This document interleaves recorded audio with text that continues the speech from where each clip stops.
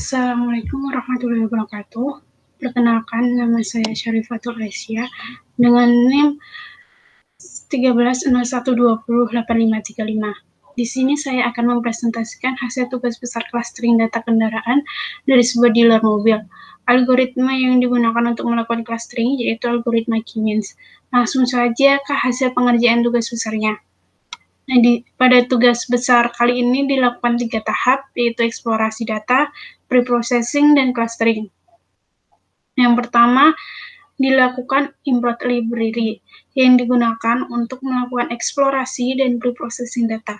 Di sini terdapat beberapa library yang digunakan.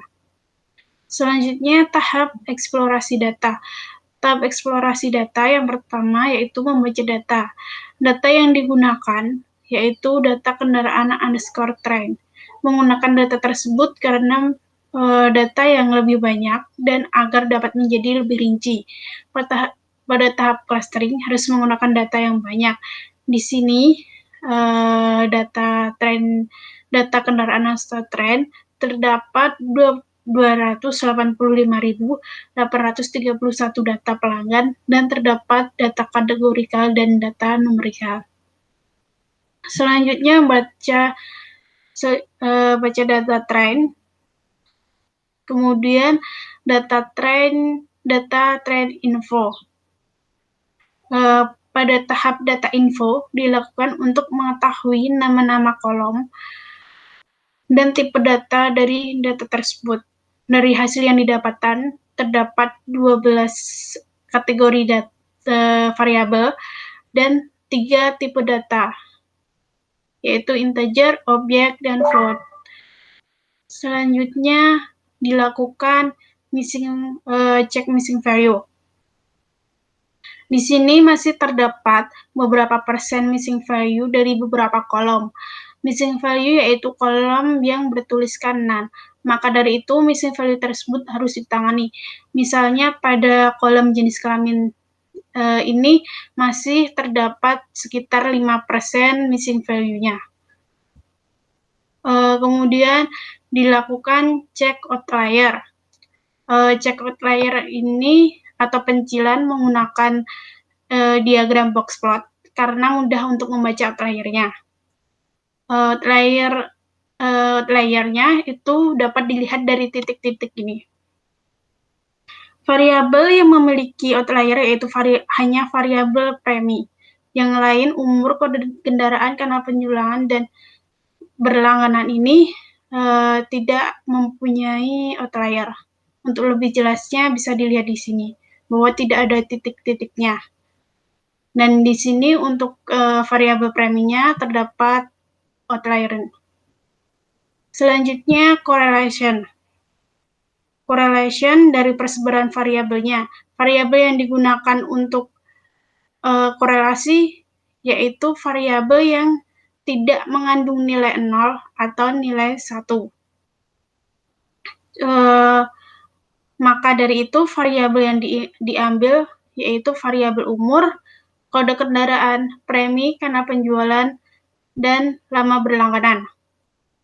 Variabel umur dan premi di sini dapat dilihat bahwa variabel umur dan variabel premi di sini ini memiliki nilainya yang paling tinggi atau memiliki korelasi yang paling positif. Untuk variabel umur dan variabel kanal penjualan memiliki korelasi yang paling rendah atau korelasinya negatif. Selanjutnya dilakukan variasi data. Variasi datanya di sini menggunakan diagram pair plot karena agar dapat melihat persebaran data dari masing-masing variabelnya. Selanjutnya ke tahap preprocessing data. Pertama, dilakukan drop fitur yang tidak dipakai. Di sini drop fitur fitur yang di drop yaitu fitur ID dan fitur tertarik. Fitur ID dilakukan Di sini fitur ID dilakukan drop karena fitur tersebut setiap orang mempunyai karena setiap orang itu mempunyai ID yang berbeda-beda dan tidak berguna untuk kelompok. Sedangkan untuk fitur tertarik dilakukan drop karena unsupervised learning tidak membutuhkan fitur tertarik atau label. Selanjutnya dilakukan yaitu mengubah tipe data string menjadi tipe data integer dan melakukan penanganan missing value-nya. Pada penanganan missing value, mengganti data numerikal discrete menggunakan modus dari masing-masing kolom dan data numerikal continue menggunakan min atau rata-rata dari masing-masing kolom. Contohnya di sini jenis kelamin. Jenis kelamin merupakan data kategorikal, maka digunakan metode mod. Dan data numerikalnya semisal variabel umur, maka digunakan metode min. Selanjutnya dilakukan mengubah string menjadi integer. Karena jika tipe data integer dapat mempermudah pada saat melakukan clustering. Misalnya pada kolom jenis kelamin ini. Untuk pria diganti dengan nilai 0 dan wanita diganti dengan nilai 1. Maka dapat dilihat di sini bahwa yang awalnya pria dan wanita sudah berganti dengan angka 0 dan 1. Selanjutnya check missing value. Check missing value di sini terbukti bahwa sudah tidak ada missing value lagi dari masing-masing variabelnya. Dilihat dari jumlah kolomnya yang di sini sudah komplit dan tidak ada missing value-nya. Kemudian menangani outlier. Dengan menggunakan metode penanganan ini dengan menggunakan metode interkuartil. Pada box plot itu terdapat Q1, Q2, Q3, dan Q4. Nah, untuk interkuartil itu selisih antara Q3 dan Q1. Interkuartil itu melebihi maksimum atau kurang dari minimum. Menangani interkuartil tersebut dengan cara jika lebih dari maksimum, maka assign dengan nilai maksimum, dan kurang dari minimum, maka assign dengan nilai minimumnya. Di sini menggunakan dua fungsi yaitu interkuartil dan replace outlier. Replace outlier itu untuk mereplace data-data yang outlier. Nah, dari hasil yang didapatkan dapat dilihat bahwa variabel premis sudah tidak terdapat outlier atau pencilannya lagi.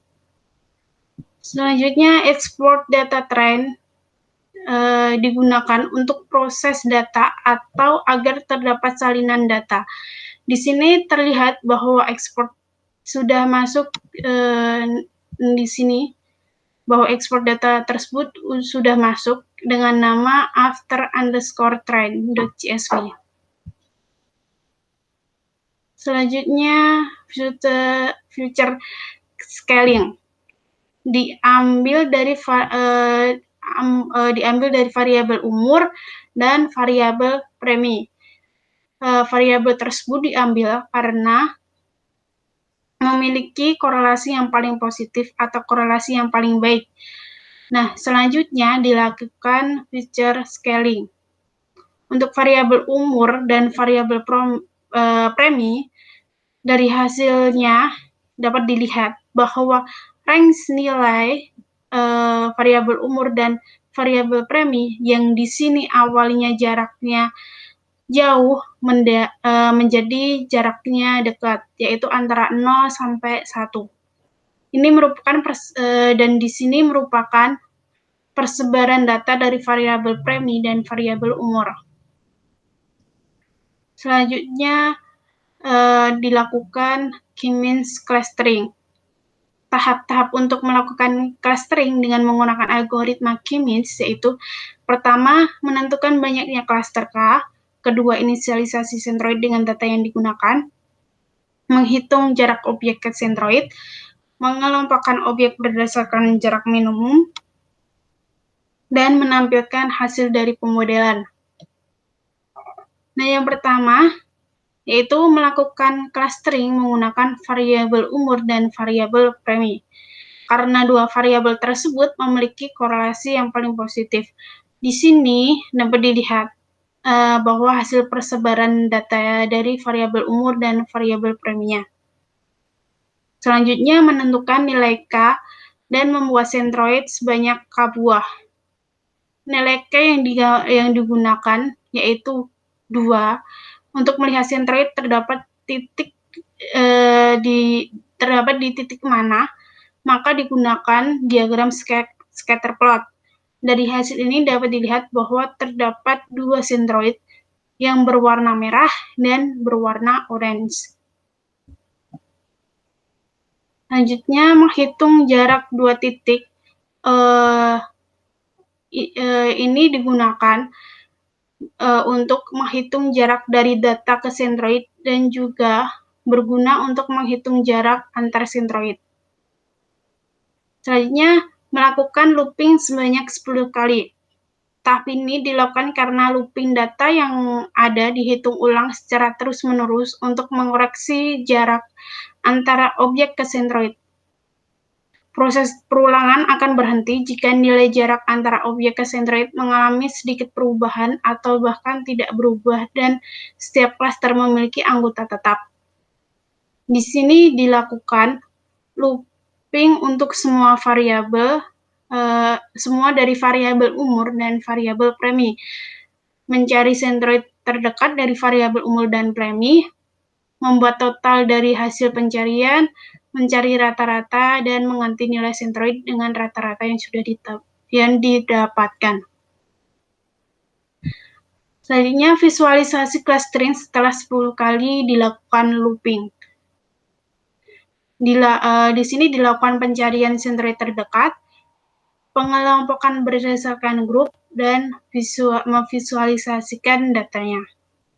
Dari hasil pengujian yang dilakukan, sentroid tidak mengalami perubahan. Maka dari itu, hasil tersebut memiliki kualitas klaster yang baik karena menghasilkan klaster yang dengan struktur baik.